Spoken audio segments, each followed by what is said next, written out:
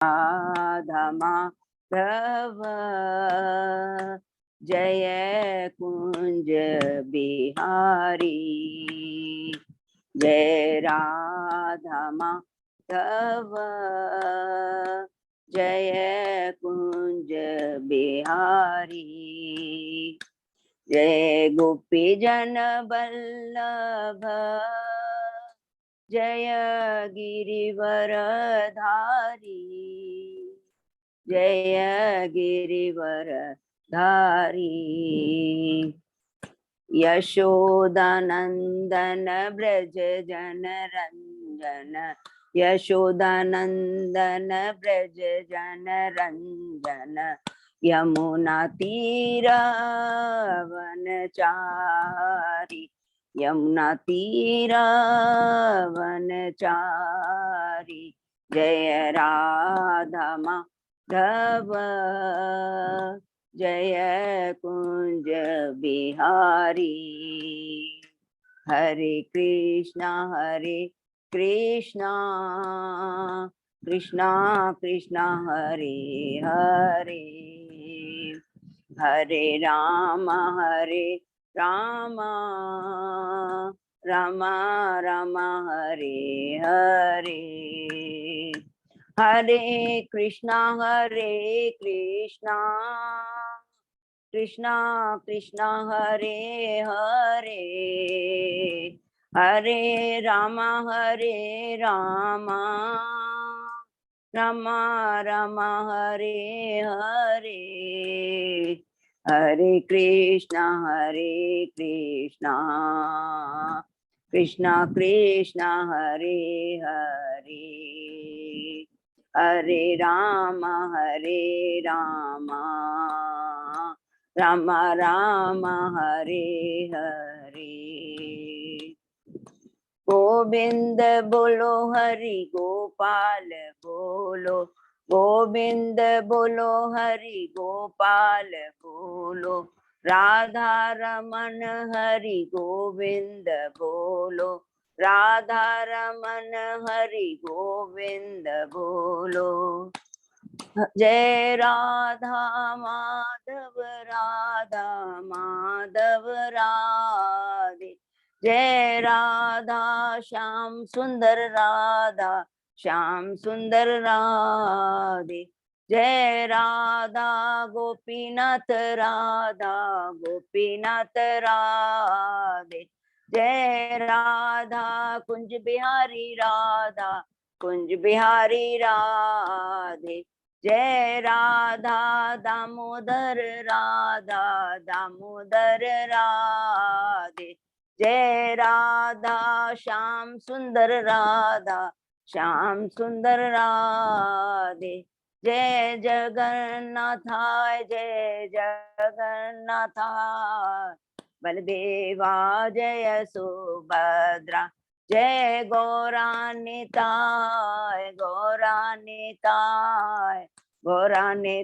जय गौरानिताय, जय जय गुरुदेव,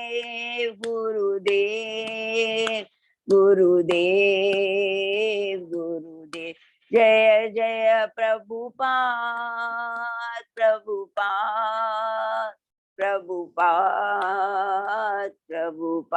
हरि नाम संकीर्तन की जय, शील प्रभुपाद की जय। हरि हरि बोल। हरे कृष्ण। बहुत सुंदर कीर्तन माता जी। और आज है प्रभु जी, आज हमें नए विग्रह का, प्रभु कहाँ के विग्रह थे ये? बहुत ही सुंदर विग्रह, हरि सुंदर, हरि बोल। हरे कृष्ण प्रभु जी, दंडवत प्रणाम। सबको मेरा दंडवत प्रणाम। बहुत सुंदर कीर्तन के लिए अजय प्रभु को भी धन्यवाद। बहुत सुंदर दंडवत प्रणाम प्रभु जी, दंडवत प्रणाम। तो जयपुर के थे प्रभु जी। हरि बोल। बहुत सुंदर विग्रह जयपुर का दर्शन कराया प्रभु ने, बहुत बहुत धन्यवाद। अभी हम लोग मंगलाचरण करते हैं। ओम अज्ञान तिमिरांधस्य ज्ञानांजन शलाकया चक्षुरुन्मीलितं येन तस्मै श्री गुरुवे नमः। श्री चैतन्य मनोभीष्टं स्थापितं येन भूतले स्वयं रूप कदा मह्यं ददाति स्वपदान्तिकं। वन्देऽहं श्री गुरु श्री युतपद कमलं श्री गुरु वैष्णवांच श्री रूपम साग्र जातम सहगना रघुनाथम वितम तम सजीवम स्वाद्वैतम सावभूतम परिचम सहितम कृष्ण चैतन्य देवम श्री राधा कृष्ण पादान सहगना ललिता श्री विशाखा वितांत च नमः ओम विष्णु पादाय कृष्ण प्रेष्ठाय भूतले श्रीमते भक्ति वेदांत स्वामिन इति नामिने नमस्ते सारस्वते देवे गौरवाणी प्रचारिणे निर्विशेषा शून्यवादी पाश्चात्य देशधारिणी वांछा कल्पतरुभ्यश्च कृपा सिन्धुभ्येव च पतितानां पावनेभ्यो वैष्णवेभ्यो नमो नमः। नमो महावदान्याय कृष्ण प्रेम पदायते कृष्णाय कृष्ण चैतन्य नामने गौरत्से नमः। हे कृष्ण करुणा सिंधु दीन बंधु जगतपते गोपेश गोपिका कांत राधा कांत नमस्ते।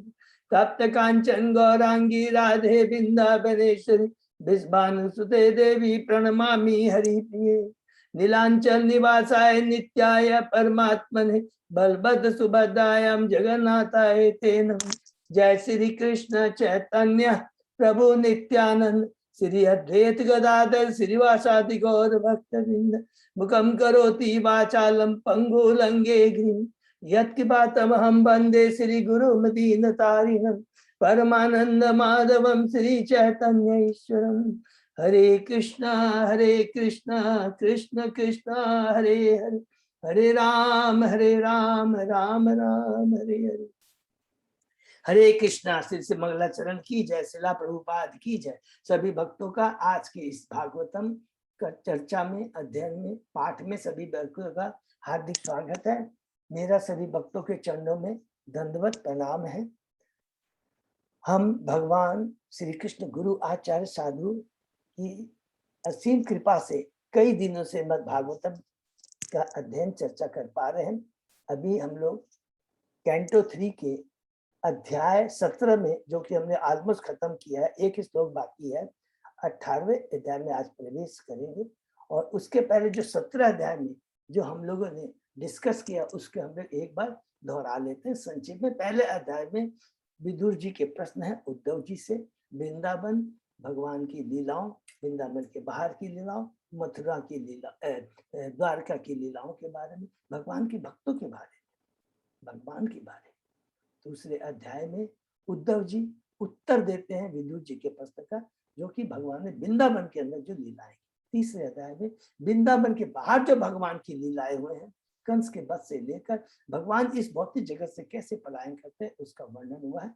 और जब भगवान अपनी लीला समाप्त कर करके चले जाते हैं सरस्वती नदी के तट में, तो चौथे अध्याय में प्रवेश करते हैं, जहां हम पाते हैं कि किस प्रकार भगवान श्री कृष्ण सरस्वती नदी पर पहुंच जाते हैं। और उधर में विदुर जी और उधर उद्धव जी और विदुर जी और इधर मैत्रेय मुनि भी वहां पहुंच जाते हैं।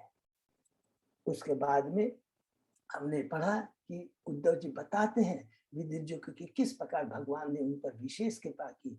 उनको कहा कि तुम्हें जो मैं दिव्य ज्ञान दे रहा हूँ वो अर्जुन को मैंने भगवत गीता में और ब्रह्मा को चतुर्मुख भाषण के माध्यम से ये कह कर करके उद्धव जी बहुत प्रसन्न हो जाते और कहते कि भगवान के ऊपर विशेष कृपा थी। और भगवान उसके बाद में विदुर जी कहते हैं कि मुझे भी वो दिव्य ज्ञान प्रदान कीजिए जो भगवान ने आपको दिया था। उद्धव जी कहते हैं कि ये ज्ञान आप हरिद्वार में मैत्रेय मुनि जो गंगा नदी के तट पर बैठे उनके पास में जाइए, वो आपको ये दिव्य ज्ञान प्रदान करेंगे। क्योंकि उद्धव जी को मालूम था ये उचित नहीं होगा, वो उनके पिता के समान है विदुर जी, और ये मर्यादा के विरुद्ध होगा। तो उसको ध्यान में रखते हुए उन्होंने विदुर जी को मैत्रेय मुनि के पास में भेज दिया। 5वें अध्याय में प्रवेश करते हैं विदुर जी और मैत्रेय मुनि की वार्ता, जिसमें हमने देखा कि किस प्रकार विदुर जी परीक्षित महाराज की तरह प्रश्न पहला ही प्रश्न करते हैं कि बद्ध जीवों का कल्याण किसमें है। इस भौतिक जगत में नहीं है, भौतिक जगत असत्य है, यहाँ केवल धोखा ही धोखा है, भ्रम ही भ्रम है। फिर कहते हैं मुझे एक मैत्रेय मुनि भगवान की सृष्टि के बारे में बताइए। कौन सी सृष्टि? भगवान की सर्ग के बारे में, जो स्वयं कर्णोदक्षाय विष्णु महाविष्णु ने की।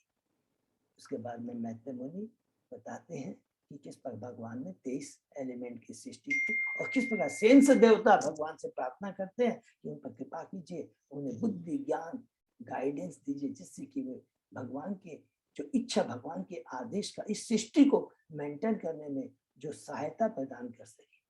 छठे अध्याय में प्रवेश करते हैं, भगवान प्रसन्न हो जाते हैं, देवताओं की प्रार्थना सुन के अपनी विवश शक्ति भेजते हैं और जिससे कि 23 एलिमेंट आपस में अमलगमेट होकर करके विश्व रूप की सृष्टि करते हैं। यहाँ पर सर्ग का वर्णन खत्म होता है।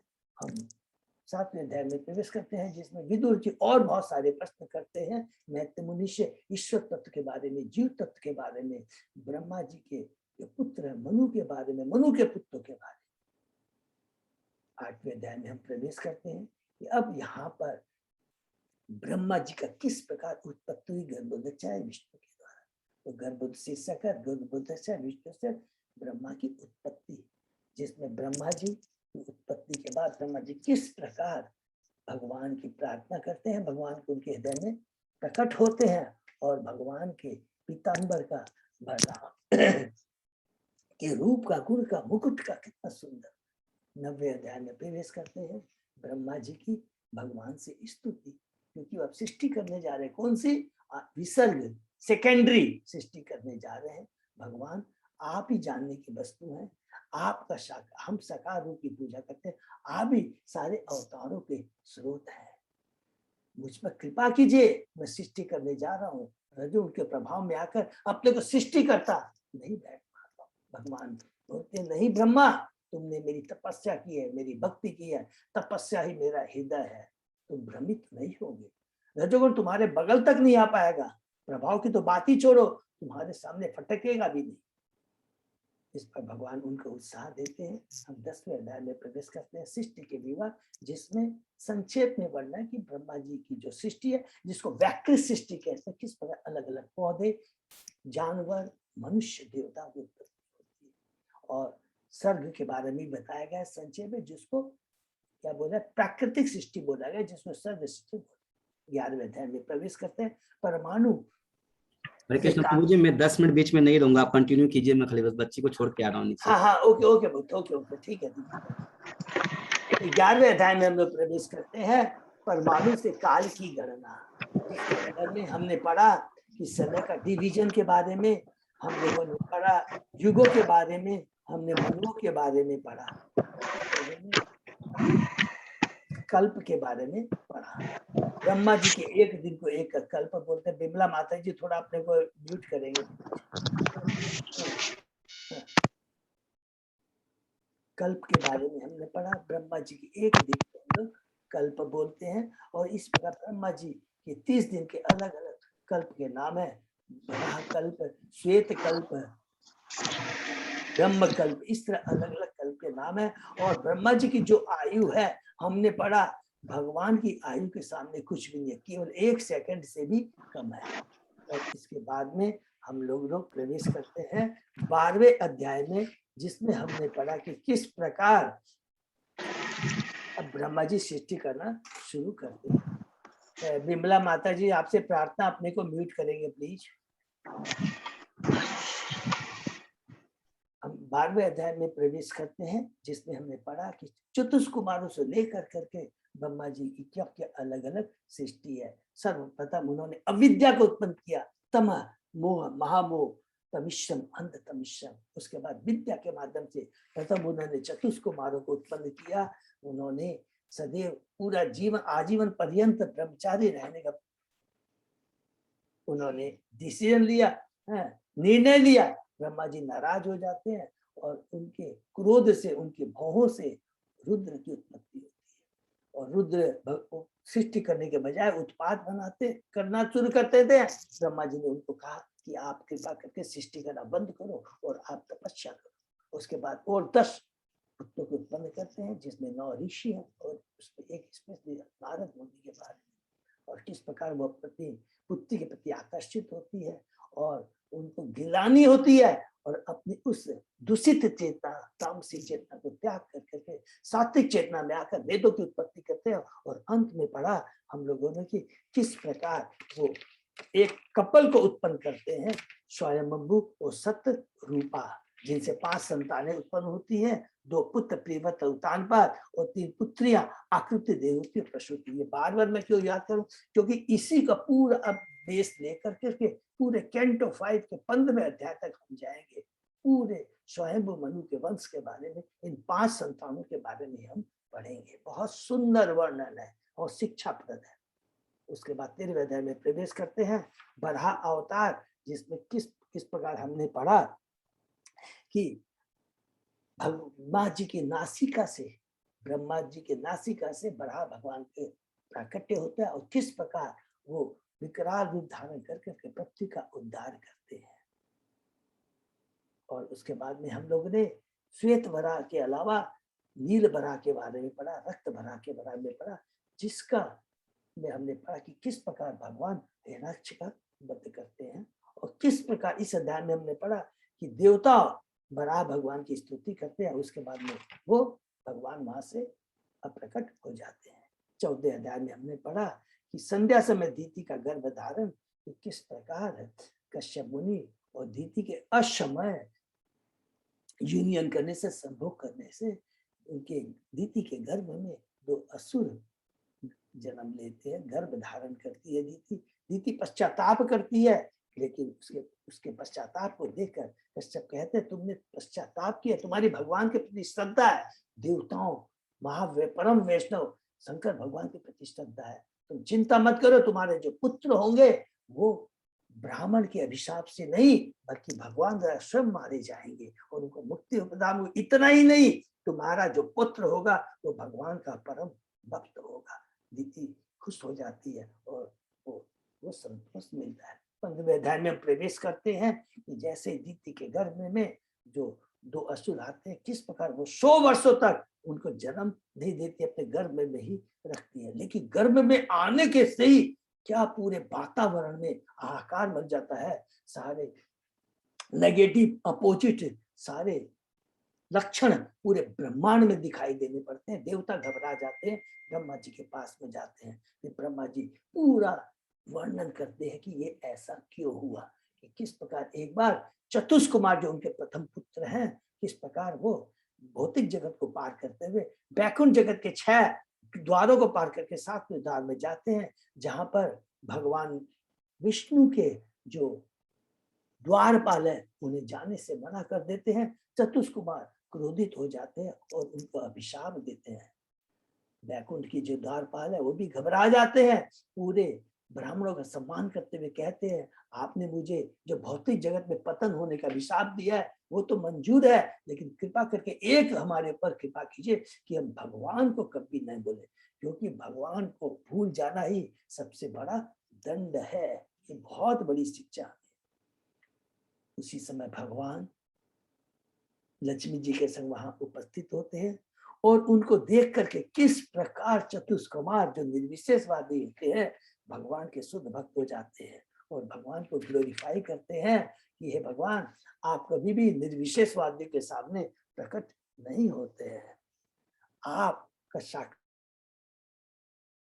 आप भक्ति के द्वारा ही हम आपको जान सकते हैं, भक्ति के द्वारा ही हमारी चेतना का शुद्धिकरण हो सकता है। और जो बुद्धिमान व्यक्ति है वो अपना बहुमूल्य समय इधर उधर की बातों में न लगाकर केवल आपके गुणगान करने में लगाता है। और इस भौतिक जगत में जो कुछ भी असत्य है, इवन इंद्र और ब्रह्मा का पद भी क्या है, टेम्परेरी है। इतनी सुंदर बात कहते हैं। हम 16वें अध्याय प्रवेश करते हैं, मुनियों द्वारा बैकुंठ के द्वारपालों जय विजय को शाप। उसमें हमने पढ़ा कि किस प्रकार भगवान वहां पहुंचते हैं, देखते हैं चतुष्कुमार और द्वारपालों में कुछ आर्गुमेंट हो रहा है। तुरंत भगवान कहते हैं चतुष्कुमारों को कि मेरे द्वारपालों ने वास्तव में गलती की है और उस गलती के लिए मैं उत्तरदायी हूँ, क्योंकि अगर किसी सीनियर का अंडर में कोई डिवोटी है या कोई भी एग्जीक्यूटिव के अंडर में कोई काम करता है जूनियर, उसके लिए सीनियर जो बुद्धिमान होता है, समझदार होता है, अपने को उत्तरदायी चलाता है। कहता है कि एक चंडाल भी मेरे नाम का कीर्तन करके पवित्र हो जाता है, गंगा मेरे चरणों से गुजर करके पवित्र क्या 3 लोगों को पवित्र करती है। शंकर भगवान उस गंगा को धारण करते हैं और ये जो सारी शक्ति मेरे में आई है क्योंकि मैं अपने भक्तों का सेवक हूँ। इसी का चलते मैं ब्राह्मण गौ नियसाय मेरे शरीर है। और ब्राह्मण जो अगर कटु वचन भी बोलता है तो हमारा कर्तव्य होता है उनको मीठे शब्द बोल करके शांत करें। चतुष्कुमार घबरा जाते हैं, बिविल्डर हो जाते हैं भगवान की इस भक्ति को देख कर करके, इतनी नम्रता को देख करके, और कहते हैं कि ये तो आप उन बद्ध जीवों को, हम लोगों को एक शिक्षा प्रदान करने के लिए कह रहे हैं सारी बातें, क्योंकि कभी भी ब्राह्मणों का, वैष्णव का कभी भी उनका अपमान नहीं होना चाहिए। ये एक शिक्षा है पूरे ब्रह्मांड के लिए, एक एक जीव के लिए बहुत बड़ी, मनुष्य के लिए शिक्षा है। और आप तो, आपके बिना जितने बड़े बड़े योगी जन हैं वो भी अज्ञान के सागर से मुक्त नहीं हो सकते जब तक आपकी कृपा नहीं होती है। इस प्रकार भगवान को ग्लोरीफाई करने के बाद में कहते हैं भगवान बड़े बहुत इंपॉर्टेंट बात बोलते हैं 26 श्लोक में कि ये जो सारा चीज हुआ है चतुष्कुमार, ये पहले ही मेरे द्वारा नियोजित था।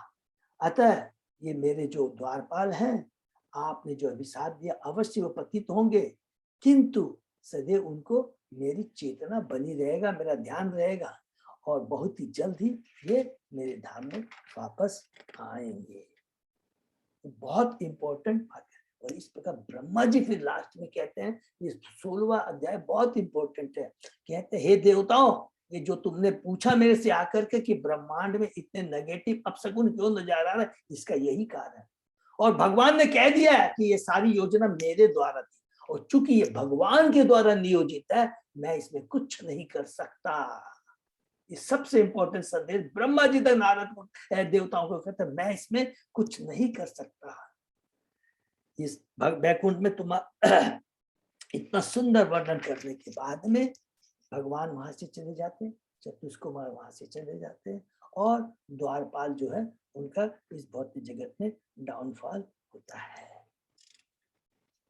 यहाँ पर हमने बहुत इंपॉर्टेंट लास्ट में एक ही श्लोक का जब सुना 16वें अध्याय में, कि भौतिक जगत में अगर किसी जो भी है आते हैं, हम बद्ध जीव और बड़े बड़े जो भक्त भी आते हैं, क्योंकि भौतिक जगत दुखालय है। हरिदास ठाकुर, जीसस क्राइस्ट, प्रहलाद महाराज, पांचों पांडव, सब लोगों ने भौतिक जगत में आकर बहुत यातनाएं सी, लेकिन वो उनको भगवान का प्रसाद समझ कर करके कभी भी भगवान को कंप्लेन नहीं करते, और वो कभी भी विचलित नहीं होते हैं। और यही बात ब्रह्मा जी देवताओं को कहते हैं, क्योंकि ये भगवान की व्यवस्था है, तुम घबराना मत, तुम्हें इसको भगवान का प्रसाद समझ कर करके इसको तुम्हें सहन करना है, और तुम्हें कोई भी कुछ भी नहीं होगा, क्योंकि जो भी भगवान के भक्त होते हैं वो भगवान के डायरेक्ट संरक्षण में होते हैं। इसके बाद में हम 17वें अध्याय में प्रवेश करते हैं, हिरण्याक्ष की दिग्विजय, जिसमें हमने पहले भी पढ़ा कि बहुत सुंदर श्लोक पढ़ा कि प्रथम अध्याय में कहते हैं कि जो भी अधिकारी से सुनता है, सबसे पहला इंपॉर्टेंट पॉइंट कहते हैं कि हमें अधिकारी के पास जाना चाहिए।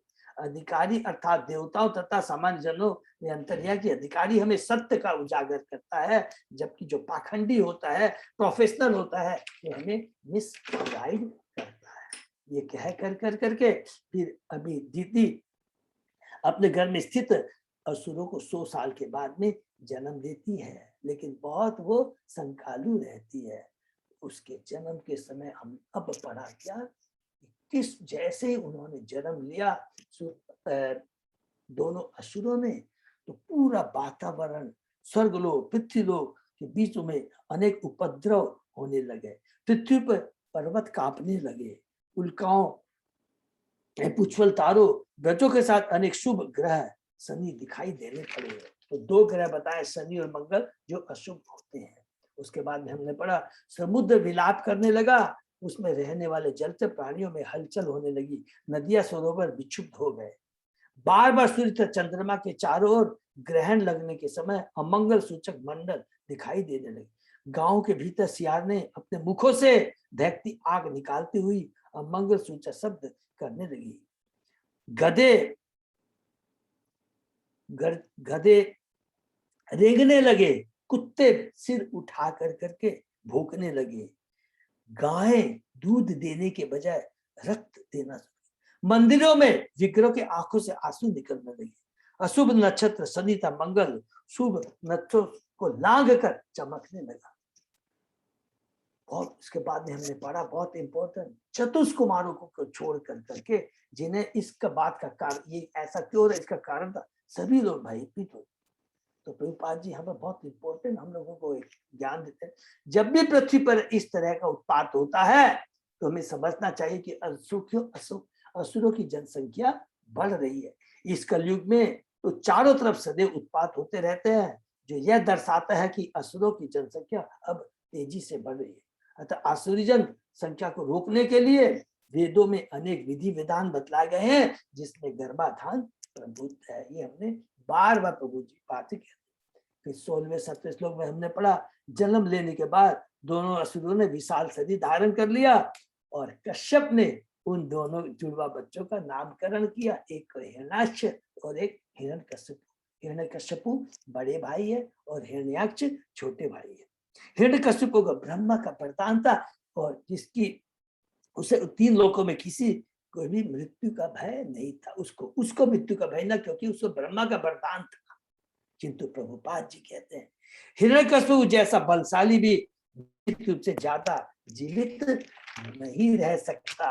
अतः कोई भी जीव कितना ही बलशाली क्यों ना हो, उसे चिरकाल तक जीवित रहने तथा लूट का माल खाने तथा रखने की छूट नहीं है।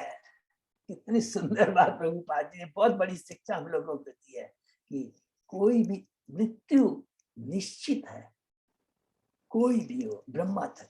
फिर हमने पढ़ा कि छोटा भाई हिरण्याक्ष अब अपने बड़े भाई हिरण्यकश्यप को प्रसन्न करने के लिए उसने अपने कंधे पर गदा रखी और पूरे ब्रह्मांड में घूमने लगा।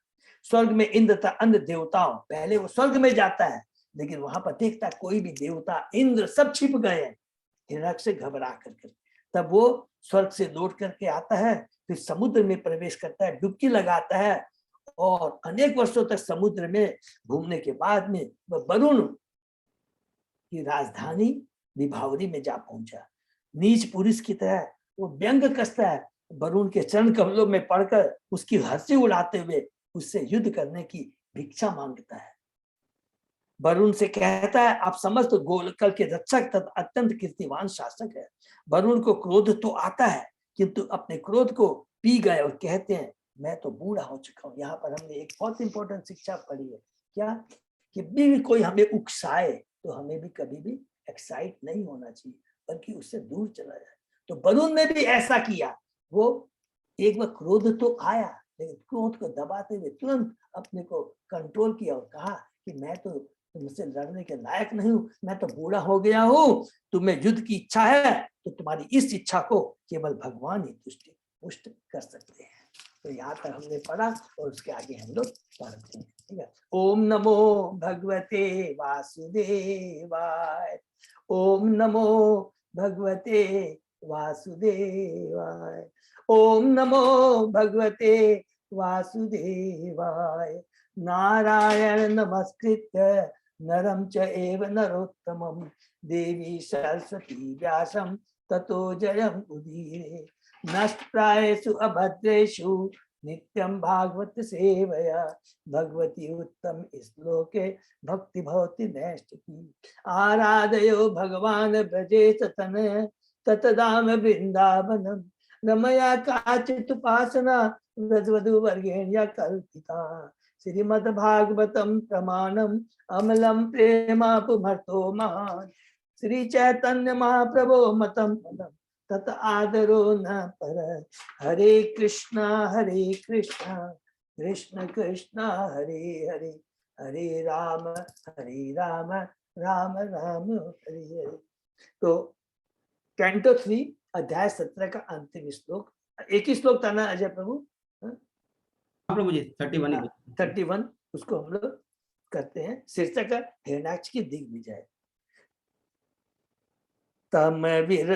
तम वीर मारात अभिपाद्य विस्मय सशिष्य से वीर सये स्वभिवृत यत्वत विधानाम असताम प्रशांतये रूपाणि दत्ते सत अनुग्रहे इच्छया। वरुण ने कहा उनके पास पहुंचते तुम्हारी सारी शेखी दूर हो जाएगी और तुम युद्ध भूमि में कुत्तों से घिरकर चिर निद्रा में सो जाओगे। तुम जैसे दुष्टों को मार भगाने तथा सत्पुरुषों पर अपनी कृपा प्रदर्शित करने के लिए वे वराह जैसे विविध अवतार धारण करते रहते हैं। हरि बोल।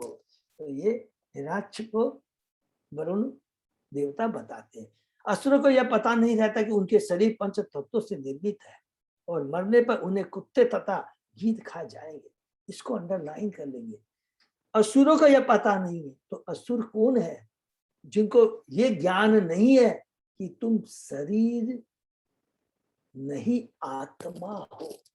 शरीर के लिए प्रयत्न करते सारा बहुमूल्य समय शरीर को सजाने में, शरीर को भोगने में लगाते हैं। एक बहुत इंपॉर्टेंट शिक्षा है।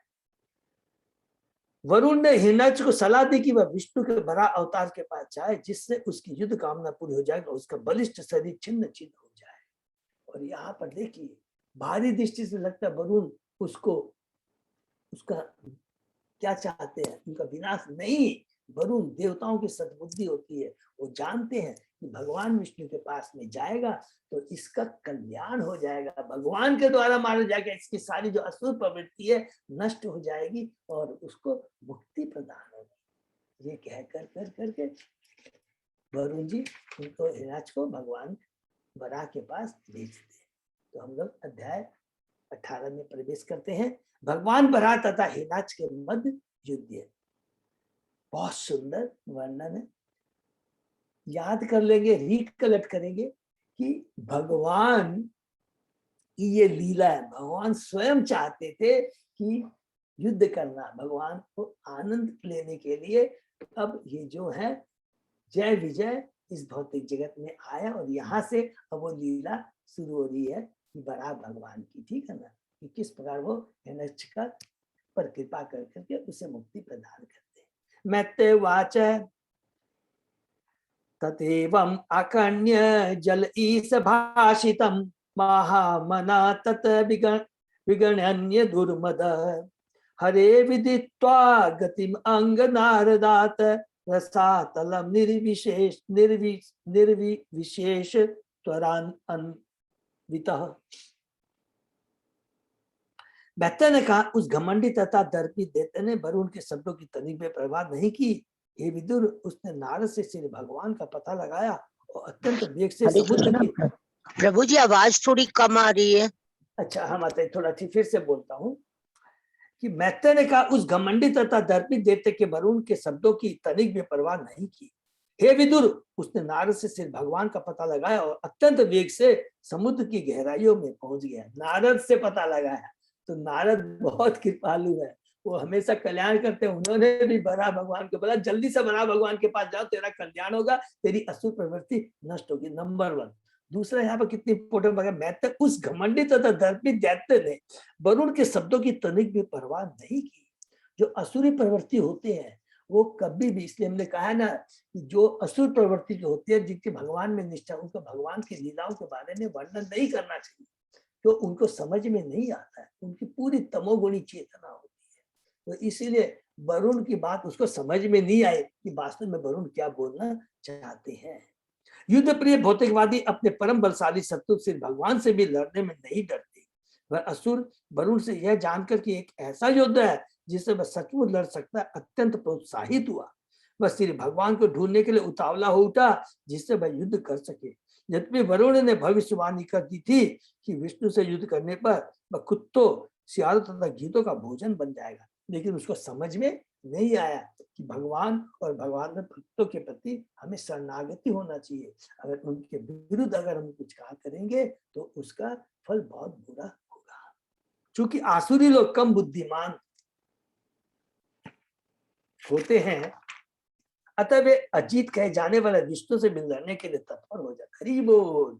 भगवान को अजीत कहा गया है, जो किसी को उनको हरा नहीं सकता, उसके बावजूद भी उन मूर्खों को समझ में नहीं आता है और भगवान से लड़ने के लिए वो प्रोत्साहित होकर के वहां भगवान वराह के पास जाने को तैयार हो जाता है। ददर्श तत्र अभिजितम धराधरम प्रोनीयमान अवनीम अंगदंष्ट्रया मुसनंतम अच्छा स्वरूचे अरुण श्रिया जहास चहो बन गोचर मृग।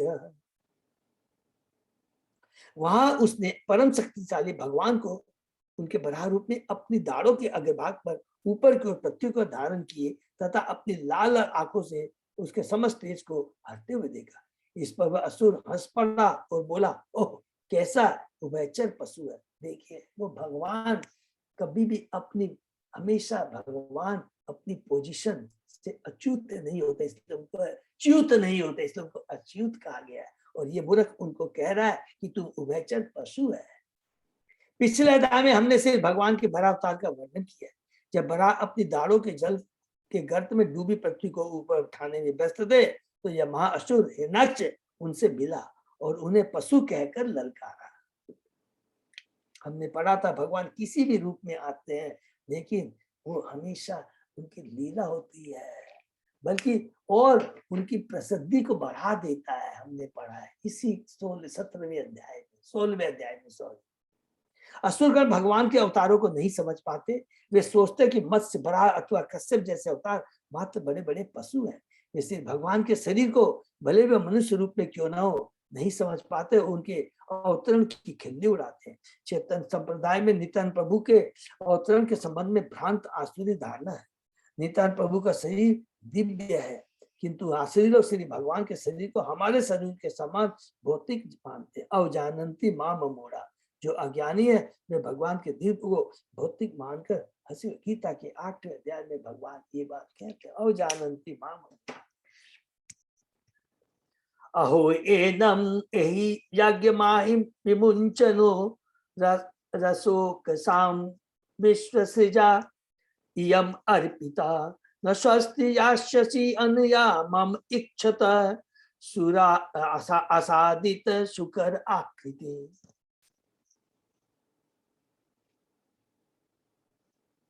असुर ने भगवान को संबोधित करते हुए कहा, शुकर का रूप धारण किए हुए हे देवश्रेष्ठ, थोड़ा सुनिए तो, यह पृथ्वी हम अधोलोक के वासियों को सौंपी जा चुकी है, अतः तुम इसे मेरी उपस्थिति में मुझसे बचकर नहीं ले जा सकते। इस तरह की ये कह रहा है। सुराधम आसादित शुक्र आदित्य, हरि बोल। इस श्लोक की टीका करते हुए श्रीधर स्वामी कहते हैं कि यद्यपि वह असुर बराह रूपी श्री भगवान का उपवास करना चाहता था, किंतु उसने अनेक शब्दों से उनकी पूजा की। उदाहरणार्थ उसने उन्हें वन गोचर कहकर संबोधित किया, जिसका अर्थ है जो वन का वासी है, किंतु वन गोचर का एक दूसरा भी अर्थ है जो जल में लेटा रहता है। हरि बोल। विष्णु जल साही है, अतः श्री भगवान का यही सही संबोधन है। उस असुर ने उन्हें मृग कहकर संबोधित किया, जिससे अनिश्चित यह व्यक्त होता है कि भगवान की खोज बड़े बड़े ऋषि मुनि तथा दिव्य ज्ञानी करते। हरि बोल। देखिए आचार्य लोग कितने सुंदर सुंदर इसका एक्सप्लेनेशन देते हैं कि भगवान को वन गोचर का मतलब क्या हुआ, भगवान को मृग कहने का मतलब क्या हुआ। उसने उन्हें अज्ञ कहकर अवशोध किया। सिद्ध स्वामी कहते हैं कि ज्ञ का अर्थ ज्ञान है, अतः कोई ऐसा ज्ञान नहीं जो भगवान को ज्ञात न हो। अतः असुर ने अप्रत्यक्ष रूप से कहा कि विष्णु सर्व ज्ञाता है। हरि बोल। देखिए भगवान के कितना सुंदर आचार्य लोग इसका एक्सप्लेनेशन करते हैं, जो कि हिरण्याक्ष ने शब्द यूज किए थे। असुर ने उन्हें सुराधम भी कहा। सूर का अर्थ देवता है और धम का अर्थ सबों का। वे समस्त देवताओं के भगवान है, अतः वे समस्त देवताओं में श्रेष्ठ है। जब असुर ने मेरी उपस्थिति वाक्यांश का प्रयोग किया तो उसका यही अर्थ था, मेरी उपस्थिति रहने पर भी आप पृथ्वी को ले जा सकते हैं। हरि बोल। न स्वस्थ यास्यसि, जब तक कृपा करके आप इस पृथ्वी को हमारी निगरानी से ले नहीं लेते तब तक हमारा कल्याण नहीं है। हरि बोल। क्योंकि पृथ्वी को हमारी निगरानी, पृथ्वी को स्थापित करना है। बिना पृथ्वी को स्थापित किए मनु, स्वयंभू मनु सृष्टि को नहीं बढ़ा। याद है ना, मनु ने कहा था कि हे पिता, आप तो जनसंख्या बढ़ाने के लिए कह रहे हैं, लेकिन पृथ्वी तो दिखाई नहीं दे रही है। तो उन्हीं की इच्छा को पूर्ति करके भगवान बड़ा अवतार के रूप में आते हैं, पृथ्वी का उद्धार करते हैं। तो हम स्वप्ने सपन्ने अभवाय किम भृतो ये माया हंती असुरान परोक्ष जीत त्वाम योग माया बलम अल्प पौरुषम संस्थाप्य मूढ़ प्रमिजे सुहित सूच। अरे दृष्टा, हमारे सत्तों ने, हमारे बद के ने तुम्हें पाला है और तुमने अदृश्य रहकर कई असुरों को मार दिया। अरे मूर्ख, तुम्हारी शक्ति केवल योग माया है, अतः आज मैं मारकर अपने बंदों का शोक दूर कर दूंगा। असुर ने अब वाय शब्द का प्रयोग किया, जिसका अर्थ मारने के लिए। श्रीधर स्वामी की टीका की इस मारने का अर्थ मुक्ति दिलाना अर्थात जन्म मरण के प्रक्रम को मारना है। हरि बोल, कितना सुंदर। देखे कि भगवान का जो मारना होता है वो वास्तव में क्या है, जन्म मरण से मुक्ति दिलाना। तो भगवान जिसको भी मारते हैं वो जन्म मृत्यु जरा व्याधि से मुक्त हो जाते। इसको अंडरलाइन कर लेंगे। भगवान जन्म के प्रक्रम को मारते हैं किंतु स्वयं अदृश्य बने रहते हैं। भगवान की अंतर शक्ति अकूत है, किंतु इस शक्ति के नाम मात्र के प्रदर्शन से अज्ञान से उद्धार हो जाता है। सुचा का अर्थ है शोक या कर। भगवान अपनी योग माया से इस संसार के सारे दुखों को दूर कर सकते। उपनिषदों से उपनिषद में कहा गया है, पराशर शक्ति विविधेव श्रूयते। भगवान सामान्य मनुष्य को दृष्टिगोचर नहीं होते। गीता में भगवान कहते हैं योग माया समावृता, कि वो मेरी योग माया से वो के पर्दे से वो अदृश्य रहते हैं। कौन? असुर, अज्ञानी, किंतु उनकी शक्तियां अनेक प्रकार से कार्यशील रहती है। जब असुर संकट में होते हैं तो वे कहते हैं कि ईश्वर अपने को छिपा रहा है और योग शक्ति से काम करता है। वे सोचते हैं कि यदि ईश्वर मिल जाए तो उसे मात्र दृष्टिपात से मार डाले। हिरण्याक्ष यही सोचता था, इसे उसने भगवान को ललकारा, तुमने देवताओं का पक्ष लेकर हमारी जाति को महान क्षति पहुंचाई है और तुमने अपने को अदृश्य रखते हुए न जाने हमारे कितने बंधु बांधवों का वध किया है। अब मैं तुम्हें अपने समक्ष पा गया हूँ, अतः मैं तुम्हें जाने नहीं दूंगा। मैं तुम्हारा वध करके अपने कुटुंबियों को तुम्हारे यौगिक कृत्य से मुक्त करूंगा। कि हे मूर्ख, तुम्हारे जो बंधुओं को, हे असुर, तुम्हारे जो बंधुओं को उन्हें मारा है तो भगवान ने कृपा कर करके उन्हें तो मुक्ति प्रदान की है। और तू कहता है कि तू क्या कार्य करेगा, तू क्या मुक्ति प्रदान कर सकता? नहीं असुर, हम कोई भी चींटी से लेकर ब्रह्मा तक कोई भी देवता हमें मुक्ति प्रदान नहीं कर सकते। केवल भगवान श्री कृष्ण ही मुक्ति प्रदान कर सकते हैं। और ये बात इस असुर को मालूम नहीं है। जिसकी असुर प्रवृत्ति है वो ऐसा ही सोचता है। ये हमें याद रखना चाहिए। असुर सदैव ईश्वर को न केवल वचन तथा विचार से मानने के लिए उत्सुक रहते हैं, बल्कि यह भी सोचते हैं कि यदि कोई भौतिक शक्ति एकत्र कर ले तो घातक आयुधों से भी ईश्वर को मारा जा सकता है।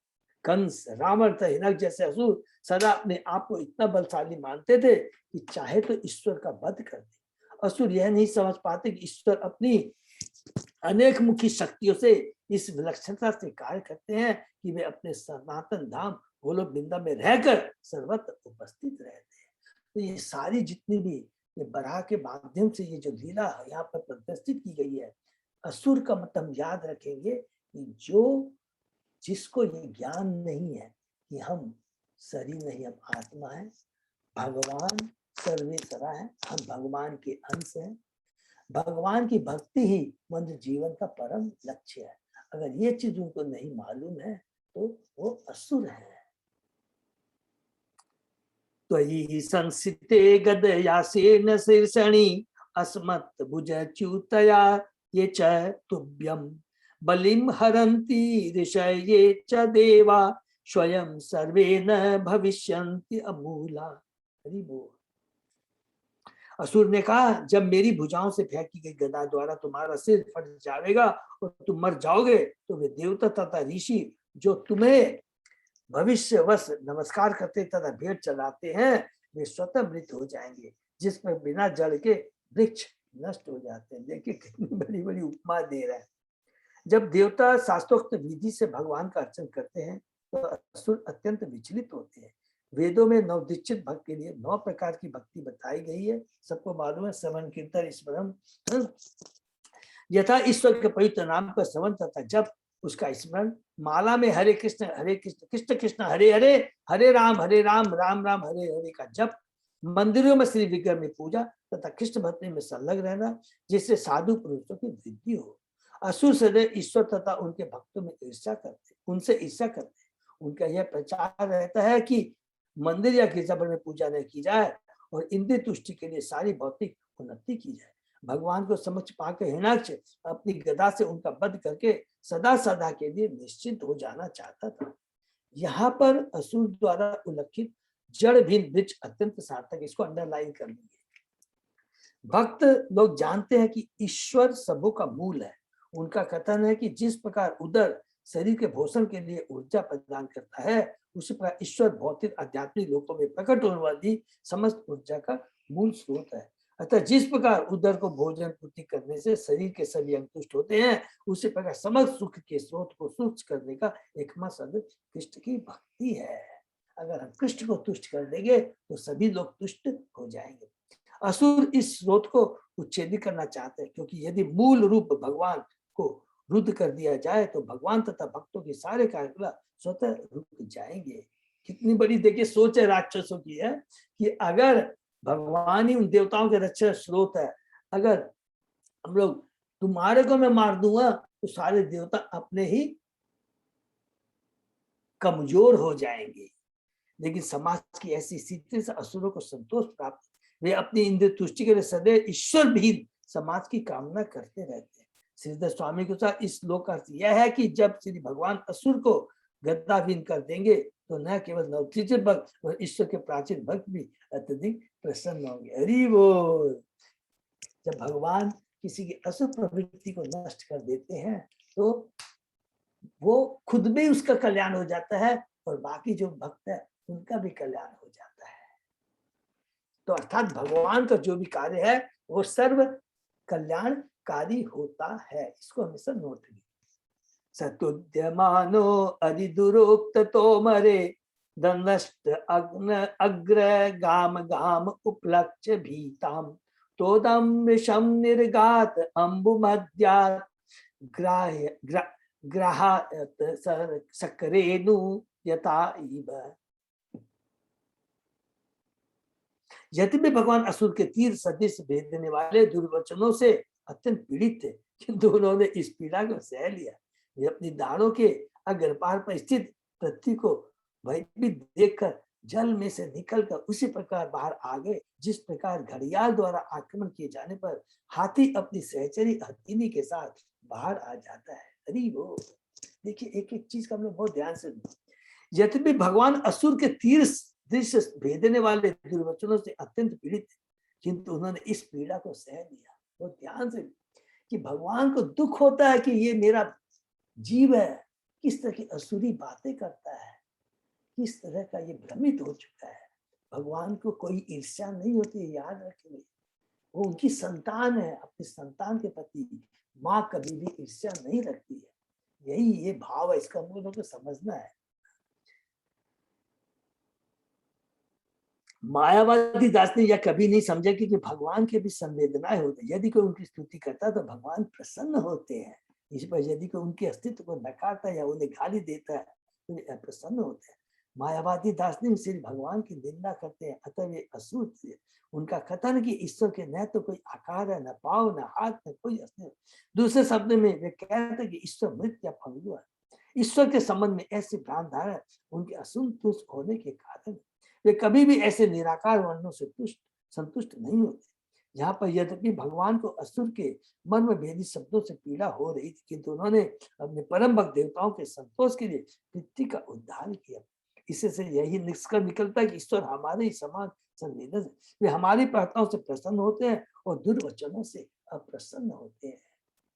वे अपने भक्तों की रक्षा के लिए नास्तिक के दुर्वचन सहने के लिए सदैव तैयार रहते हैं।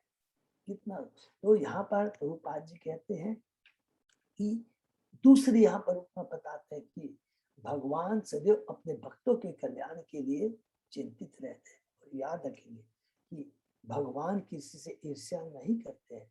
वो दुर्वचन है, भगवान को अप्रसन्न करता है, इसलिए नहीं कि उनकी ईगो में लग गया है, इसलिए कि वो भक्तों को भी कष्ट दे रहे हैं और खुद भी वो कष्ट पा रहे हैं, इसलिए भगवान दुखी होते हैं। लेकिन अगर कोई भगवान के आदेश का पालन करता है तो भगवान बहुत प्रसन्न होते हैं। तम निसरंतम सलिलात अनुद्रतो हिरण्यकेशो द्विरदं यथा छस्य कराल दंष्ट अशनी निस्वन अब्रवीत गत हियाम किंतु असताम विगर्हितम। सुनहले बालों तथा भ्यावने दांतों वाले उस असुर ने जल से निकलते हुए भगवान का उसी प्रकार पीछा किया जिस प्रकार कोई घड़ियाल हाथी का पीछा करा। उसने बिजली के समान भड़क कर कहा, क्या तुम अपने ललकारने वाले प्रतिद्वंदी के इस प्रकार भगते हुए लज्जित नहीं हो? निर्लज प्राणियों के लिए कुछ भी निंदनीय नहीं है। जब भगवान पृथ्वी का उद्धार करने के लिए उसको अपनी भुजाओं में लेकर पानी से बाहर आ रहे थे तो उस असुर ने अपमान सूचक शब्दों के द्वारा उनका उपहास किया, किंतु भगवान ने इसकी परवाह नहीं की क्योंकि उन्हें अपने कर्तव्यों का बोध था। कर्तव्यनिष्ठ व्यक्ति के लिए कोई भय नहीं होता। उसी प्रकार जो शक्तिशाली है उन्हें अपने शत्रु के उपहास या कटु वचनों से किसी प्रकार का भय नहीं लगता। भगवान को किसी से डरने की कोई बात नहीं, तो भी वे अपने शत्रु की उपेक्षा करते हुए उसके प्रति दयालु बने रहे। हरि बोल। यद्यपि वे एक प्रकार से ललकार से भग रहे थे, किंतु पृथ्वी को संकट से बचाने के उद्देश्य ही उन्होंने हिनाच के व्यंग वचनों को सह लिया, भक्तों की रक्षा करने के लिए। और याद रखेंगे बार बार, उसकी भी रक्षा हो रही है, भगवान उसकी भी रक्षा कर रहे हैं। कैसे? उसको मारेंगे और उसको मुक्ति प्रदान करेंगे। सगाम दत्स्तात सलिलास्य गोचरे विनयस्य तस्याम अदधात् स्वसत्वम् अविष्टुतो विश्व सृजा प्रशून्ये आपूर्यमानो विबुधे पश्यते हरे। भगवान ने पृथ्वी को लाकर जल की सतह पर अपनी आंखों के सामने रख दिया और अपनी निजी शक्ति उसमें स्थापित कर दिया, जिससे वह जल पर तैरती रहे। हरि बोल। देखिए कितनी बड़ी भगवान की शक्ति है। उनकी शक्ति से पृथ्वी तैरने लगी जल। शत्रु के देखते देखते ब्रह्मांड के सृष्टा से ब्रह्मा ने उनकी स्तुति की और देवताओं ने उन पर फूलों की वर्षा की। असुर लोग यह कभी नहीं समझ पाएंगे कि सिर्फ भगवान ने जल पर पृथ्वी को किस प्रकार तैरा दिया, किंतु भक्तों के लिए भगवान का यह कृत्य तनिक भी आश्चर्यजनक नहीं है। इसको अंडरलाइन कर देंगे। भगवान को हम लोग उनके जन्म कर्म सब दिव्य होते हैं, हम उनको नहीं समझ सकते हैं, ये हमेशा याद रखेंगे। और भगवान की लीलाओं के बारे में पढ़ पढ़ के भक्त को इतना विश्वास हो जाता है कि भगवान कुछ भी कर सकते हैं। ये तो असुर होते हैं जिनकी असुर प्रवृत्ति होती है, बड़े बड़े ज्ञानी असुर जो प्रवृत्ति वाले, यही इतने ज्यादा प्रश्न करते, ये कैसे संभव है, ये कैसे संभव है? क्योंकि अपनी अपूर्ण इंद्रिया और अभक्ति के कारण वो इस तरह के प्रश्न करते हैं। लेकिन भगवान का भक्त को कभी भी आश्चर्य नहीं होता है। देखेंगे ये चीज वृंदावन में गोप भगवान ऐसी ऐसी लीलाएं करते हैं, ऐसी ऐसी लीलाएं करते हैं और सब ग्वाल गोपाल बताते हैं, इसमें कौन सी बड़ी बात है? तुमने ये गोवर्धन पर्वत उठा लिया, कोई बड़ी बात नहीं है। ये तो माँ यशोदा ने तुमको बहुत दूध पिलाया है, मक्खन खिलाया, इससे तेरे में शक्ति है, इसमें कौन सी स्पेस है? अरे हमने लाठी लगाई थी, हमने भी तो लाठी लगा के तो सपोर्ट किया था, नहीं तो गोवर्धन पर्वत गिर जाता, खाली तेरी अंगुली से थोड़ी ना उठा। वो इस तरह की बातें करते हैं।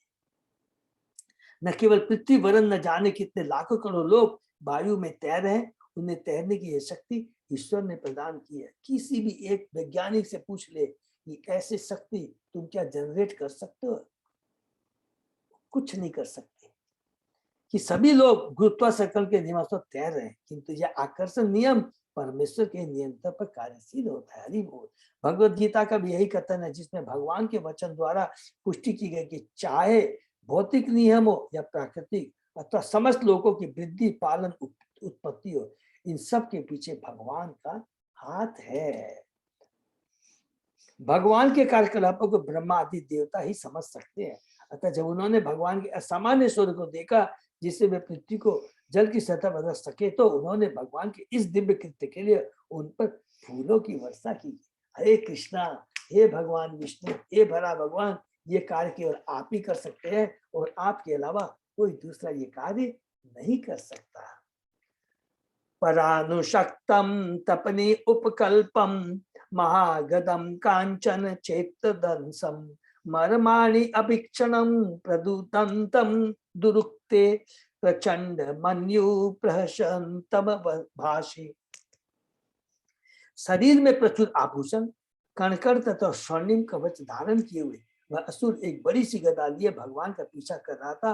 भगवान ने उसके भेदने वाले दुर्वचनों को तो सहन कर लिया, किंतु प्रत्युत्तर में उन्होंने अपना प्रचंड क्रोध व्यक्त किया। अरे वो भगवान चाहते तो असुर को तभी दंड दे देते जब वह उनका मजाक उड़ाता था, किंतु भगवान उसको सहन करते रहे, जिससे देवता प्रसन्न हो और समझे कि अपना कार्य करते उन्हें असुरों से भयभीत नहीं होना चाहिए।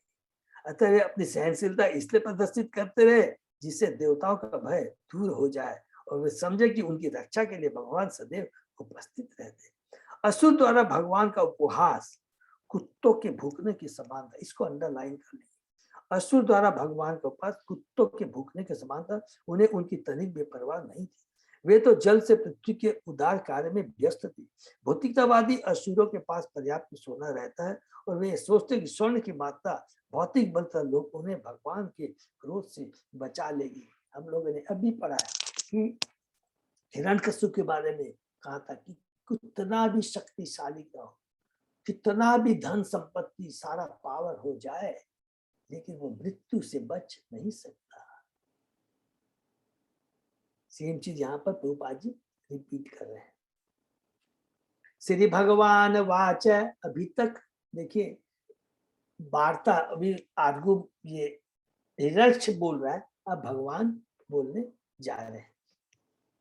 श्री भगवान वाच, सत्यम वयं वो वन गोचरा मृगा युष्मत विदान मृगे ग्राम सिंहान न मृत्यु पाशे प्रतिमुक्तस्य वीरा विकथनम तव गृहंति अभद्र। भगवान ने कहा, सचमुच हम जंगल के प्राणी हैं और तुम जैसे कुत्तों का शिकार करते फिरते हैं। जो मनुष्य के बंधन से मुक्त, जो मृत्यु के बंधन से मुक्त हो चुका है, वह तुम्हारी आत्मसलगा से नहीं डरता, क्योंकि तुम मृत्यु बंधन के नियमों से बंधे हुए हो। मैं मृत्यु के बंधन से मैं बंधा हुआ नहीं हूँ।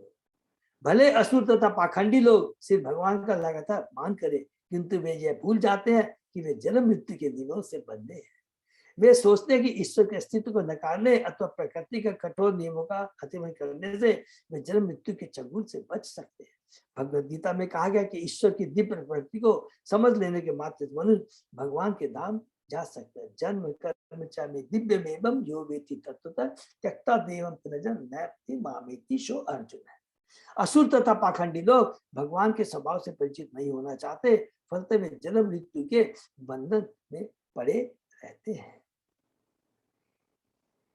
एते वयं व्यास हरा रसोकसाम गतहियो गदया द्राविता ते तिष्ठामहे अतपि कथंचित आजो स्थेयं क्वयाम बलिनो उत्पाद्य वैरम। निसंदेह मैंने रसातल वासियों को की धरोहर चुरा ली है और सारी शर्म खो दी है। यद्यपि तुम्हारी शक्तिशाली गदा से मुझे कष्ट हो रहा है, किंतु मैं जल में कुछ काल तक और रहूंगा, क्योंकि तुम जैसे पाखंडी शत्रु से शत्रुता ठानकर अन्यत्र जाने के लिए मेरे पास कोई ठोर भी नहीं है। वो असुर को समझ लेना चाहिए ताकि ईश्वर को किसी दूसरे स्थान में नहीं भगाया जा सकता, क्योंकि वह सर्वव्यापी है। हरि बोल, भगवान सर्वव्यापी है। असुर अपनी अधिकृत भूमि को अपनी संपत्ति मानते हैं, किंतु वास्तव में प्रत्येक वस्तु ईश्वर की है। ईशावास्य सर्व विद्या, ईशोपनिषद में बहुत सुंदर है। जो कुछ भी है सब भगवान का, भगवान की संपत्ति है। और हम बद्ध जीवों को भगवान ने जितने भी हमारे लिए आवश्यकता है उसकी भगवान ने सारी व्यवस्था कर दी है। लेकिन अगर हम दूसरा की संपत्ति को हड़पने का प्रयत्न करते हैं, जितनी हमारी आवश्यकता उससे ज्यादा पाने का, छीनने का प्रयत्न करते हैं, तो हम चोर हैं, हम चोर कहलाएंगे, क्योंकि सारी चीजें भगवान की है। किंतु वास्तव प्रत्येक वस्तु ईश्वर की है। वह जब चाहे कोई भी वस्तु ले सकता है। हरि बोल। तुम पद रथानाम किल यूथपो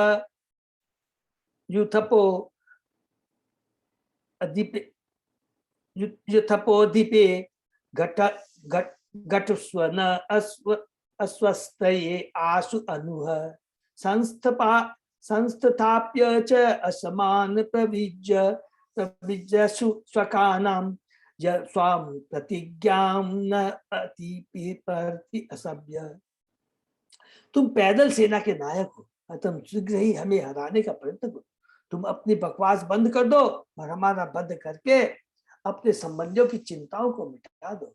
कोई भले ही गर्वित हो, किंतु यदि वह अपने दिए गए वचनों को पूरा नहीं कर पाता तो वह सभा में आसन प्राप्त करने का पात्र नहीं है। हरि बोल।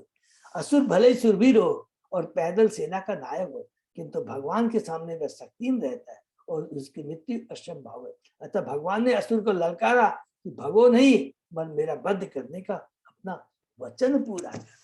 हरि बोल। तो हम लोग यहाँ पर एक बार यहीं पर विराम देते हैं।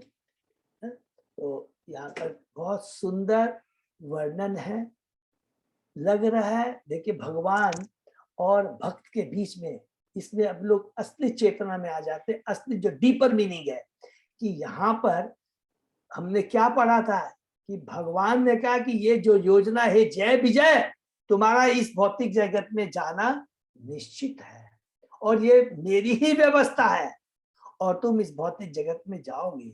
और तात्पर्य में, और हमें मोहन प्रभु ने बताया था, ये तो भगवान की बहुत इच्छा थी और ये भगवान ने अरेंजमेंट किया है। और यहाँ पर हिरण्यक्ष जो भगवान का भक्त है, कितने सुंदर तरीके से भगवान की इच्छा को पूर्ति कर रहा है। ये बहुत अंदर की बात है। भगवान की इच्छा को पूर्ति, भगवान को युद्ध करने की इच्छा है और हिरण्यक्ष भगवान की इच्छा को पूर्ति कर रहा है। तो वास्तव में ये आंतरिक मीनिंग है। और बाहरी मीनिंग क्या है कि जो असुर प्रवृत्ति वाले होते हैं वो क्या सोचते हैं कि मैं इतना शक्तिशाली हूं, मेरे पास इतना धन है, मैं अपनी शक्ति से कुछ भी कर सकता हूं। ये असुर प्रवृत्ति होती है। ऐसा नहीं है कि केवल हमारी अगर सोच ये रहती है कि मैं ही सर्वेसर्ता हूं, मैं ही अपने परिवार का पोषण कर रहा हूं, देश की रक्षा कर रहा हूं, मैं कुछ भी कर सकता हूं, तो याद रखेंगे ये असुर प्रवृत्ति कहलाएगी। तो हम भी हिरण्यक्ष से कम नहीं है। ये बहुत डीपर मीनिंग है, ये भगवान इस लीला के माध्यम। तो हमें क्या करना है, जो कुछ भी है भगवान का है और जो कुछ भी है कार्य है हमें भगवान की तुष्टि के लिए करना चाहिए। ये एक बहुत बड़ा। और अगर हम अपने को सर्वस्व मानेंगे, I am the controller, I am the proprietor, I am the enjoyer, अगर ये मनोवृत्ति रहेगी तो हमें इस भौतिक जगत के जो जन्म मृत्यु जरा व्याधि के चक्र से कोई नहीं छुटा सकता है।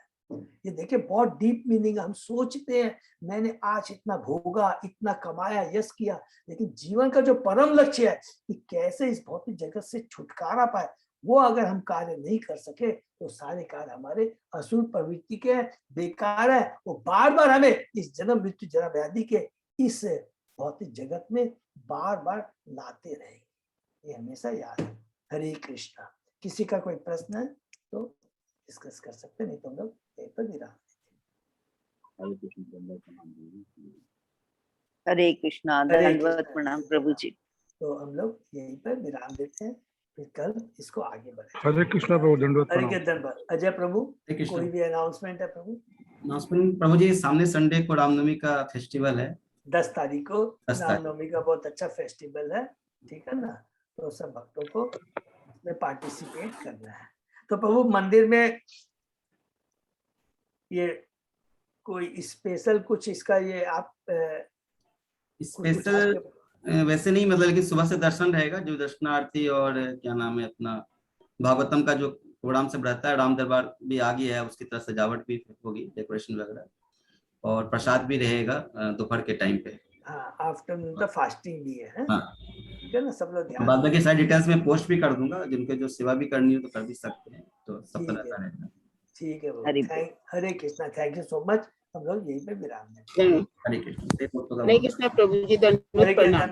माता जी धन्यवाद।